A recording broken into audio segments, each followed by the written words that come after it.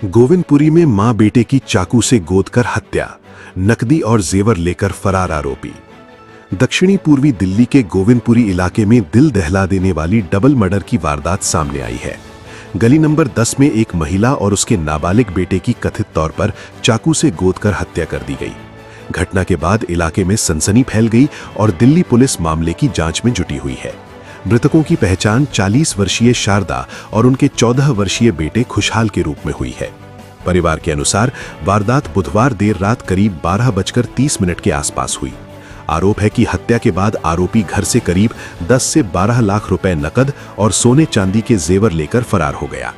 जानकारी के मुताबिक मृतका का पति सब्जी व्यापारी है और साप्ताहिक बाजार में दुकान लगाता है। जब वो बाजार से लौटकर घर पहुंचा तो उसने पत्नी और बेटे को किचन में खून से लथपथ पड़ा देखा। इसके बाद तुरंत पुलिस को सूचना दी गई।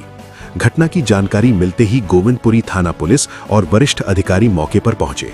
पुलिस ने दोनों शवों को कब्जे में लेकर पोस्टमार्टम के लिए एम्स ट्रॉमा सेंटर भेज दिया है।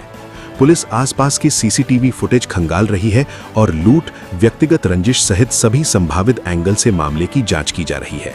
फिलहाल आरोपी की तलाश जारी है। क्या नाम है आपका? दिनेश साहू। दिनेश जी, क्या हुआ था, पूरी बात बताइए। मेरे पास करीब कॉल आती है 1:45 करीब भाई की कि भाई ऐसे घर में हो गया है, भाभी को तेरे भतीजे को मार कर कोई चला गया है। तो हम वहाँ से तुरंत भागे, वहाँ से हमने यहाँ पे आके देखा है। घर पे आके तुम्हारे भतीजा और भाभी दोनों खत्म मिले हैं, दोनों चाकू से भूत रखे थे। फिर हमने घर में देखा था उन सब तिजोरी सब टूटी पड़ी, उनकी तिजोरी सब कुछ लूट के ले गए। क्या नाम था भाभी का? भाभी का नाम शारदा था, लड़के का नाम खुशहाल था। कितने साल की थी? 45 साल की थी। अच्छा, बेटा 13 साल का था। अच्छा, क्या घर में पूरा लूटपाट हुआ? लूटपाट हुआ है, फिर उसके बाद उन्होंने दोनों का मर्डर कर दिया है। कितने बजे की घटना है? आपको क्या? मेरे पास करीब कॉल आई है 1 बजे, तो मेरे को 1 बजे पता हुआ है। मैं उससे पहले की मेरे को नहीं पता कुछ भी। अच्छा जी। भाई कह रहे हैं गहने रखे थे भाभी के, और जिस टाइम भाभी मारी है उस टाइम भी चूड़ी उन्होंने पैर रखी थी, वही चूड़ी उन्हें उतार के ले गए सोने की। कल्ले में रखे थे, भाभी की जंजीर वगैरह रखी थी। 250 ग्राम भाई सोना बता रहे अपना, अरे वो सब चूड़ी निकाल के ले गए। पुलिस को कॉल किसने किया? फुल को फोन करी थी सिस्टर ने, तो सिस्टर बहन ने कराया था, तो बहन को उसने कोई कॉल उठाई नहीं है। फिर मेरी बहन भाग के हुई रोड पे गई है, तो 16 नंबर जा रही थी, उन्होंने बोला ऐसे मर्डर हो गया, हमारे साथ चलो। तो वो हमारे साथ भी नहीं आई है, तो बहन जी दोबारा थाने गई है, तो थाने से पुलिस वाले बुला के लेकर आई है। जी, पुलिस की भी लापरवाही है। अगर लापरवाही नहीं होती तो घटना नहीं होती। चाकू से मारा है। कितने लोग हैं? कोई सीसीटीवी सर यहाँ पे लगे ही नहीं है। अगर सीसीटीवी होते तो खुद ही देख लेते। पता ही नहीं चला क्या? विष्णु सब्जी काम करते हैं, वो बाजार लगा के आ रहे थे, बसंत बिहार का बुद्ध बाजार लगा के आ रहे थे, कुसुमपाड़ी का। उन्होंने अपने घर पर आके देखा है, तो उन्होंने देखा था बाहर से मेरी कुल्टी कैसे लगी हुई है, आज घंटी तो अंदर से लगी होनी थी। तो उन्होंने आवाज मारी है, तो कोई आवाज नहीं आई है। तो उन्होंने गेट खोल के देखा, तो उन्होंने देखा था तो भाभी और भतीजे दोनों मरे पड़े हैं। तो उनकी वहीं से उन्हें फैल हो गए वो, तो उन्होंने भाई को सबको फोन कराया, बहन जी को, तो हम लोग सब भागते हुए आए हैं। जो 42 साल की है, उनका बच्चा है जो 15 साल का है, उनकी हत्या हुई है। इनके जो हस्बैंड है वो फ्रूट और वेजिटेबल्स की मार्केट्स में जाके अपना दुकान लगाते हैं। इसमें जो भी एंगल्स हैं, हम सारे एंगल्स पे भी काम कर रहे हैं।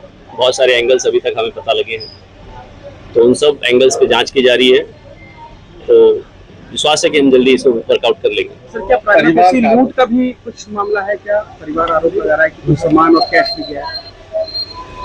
अभी हम अभी तक की जांच से कुछ दूसरे एंगल्स हैं, उन पे मुझे ज़्यादा लग रहा है, रादर देन सामान ले जाना। कुछ सामान मिसिंग की बात आई है, वो भी चेक किया जाएगा। बट जो अभी तक की जांच में कुछ जो दूसरे एंगल्स हैं, उन पे ज़्यादा मुझे लग रहा है। आखिरी सवाल सर, क्या सीसीटीवी से भी कुछ क्लूज मिले हैं कि कातिल कौन हो सकता है? जानकार है या किसी बाहर के लोगों से हुआ है? सीसीटीवी ढूंढ रहे हैं हम, कुछ सीसीटीवी हमें मिले हैं और उसमें कुछ लोग हैं जिनको हम आइडेंटिफाई करने की कोशिश कर रहे हैं। बट वो भी अभी इन्वेस्टिगेशन का पार्ट है, बहुत ही प्राइमरी इन्वेस्टिगेशन है। जो खास बात ये है कि जो एंट्री हमें लग रही है वो फ्रेंडली लग रही है। शायद एक आदमी है या मैक्सिमम 2 आदमी हो सकते हैं जिसने घटना को अंजाम दिया है। तो जैसा कि मैंने बताया कि बहुत सारे एंगल्स पे हम काम कर रहे हैं, उसमें एक ये बहुत महत्वपूर्ण कड़ी है कि जो एंट्री है वो फ्रेंडली लग रही है। सर, मृतक की बहन का आरोप है कि पीसीआर कॉल किए, उसके बाद नहीं आए। मैं बाहर में पीसीआर खड़ी थी, उसको बोला गया नहीं। थाने में जाती है महिला, तब वहां से 2 पुलिस वाले को लेके आते हैं कि मर्डर हो गया। देखो, हमारा अभी फोकस है कि इस मर्डर केस को पहले वर्कआउट किया जाए। हस्बैंड को जो है 9:30 के आसपास भी कॉल किया गया था। एक जो यहाँ पे काम करने वाले हैं वो खुद भी 1:45 बजे पहुंचे अपना काम करने के बाद में। तो घटना शायद बहुत पहले हो चुकी है, बट जैसा कि मैंने बताया कि अभी हमारा पूरा फोकस है कि पहले केस को वर्कआउट किया जाए। और जो इस प्रकार की कोई भी चीज़ है, हम हमेशा खुले हैं। हम यहाँ खुद भी विजिट कर रहे हैं, और जो भी इस प्रकार की चीज़ें आती हैं वो कई बार हमें ही हेल्प करती हैं केस को अच्छे से वर्कआउट करने में। कितनी टीम बनाई गई है सर? हम तमाम टीम्स इसमें लगाएंगे, जो कि साउथ ईस्ट की जो अच्छी टीम्स है, ATS, स्पेशल स्टाफ, नार्कोटिक्स, बल्कि जितनी जरूरत पड़ेगी सभी टीमें लगाई जाएंगी। और खुद DCP साहब और मैं इसको सुपरवाइज करेंगे। विजय सर, जो पैसे की बात आ रही थी वो क्या वेरीफाई करें, जो इनके तरफ देखा जाए 10-12 लाख रुपया, तो उसको क्या वेरीफाई? घर में अभी इंस्पेक्शन किया, रात को भी किया था, मैंने भी किया है। पैसे अभी भी हैं घर में, बहुत रखे हुए हैं। तो जैसा मैंने बताया कि वो एक उसके बजाय दूसरे एंगल्स में तो ज़्यादा वो लग रहे हैं। अभी हो सकता है बाद में सच्चाई तो पता लगेगी जब एक बार कातिल पकड़े जाएंगे, लेकिन अमाउंट तो कुछ अभी भी रखा हुआ ये है। माना जा रहा है कि फ्रेंडली अभी तक की जांच से हमारा जो पूरा विश्वास है कि एंट्री फ्रेंडली है, और तो उसी एंगल पे ज़्यादा हम सपोर्ट करेंगे। Bureau report, team news time media.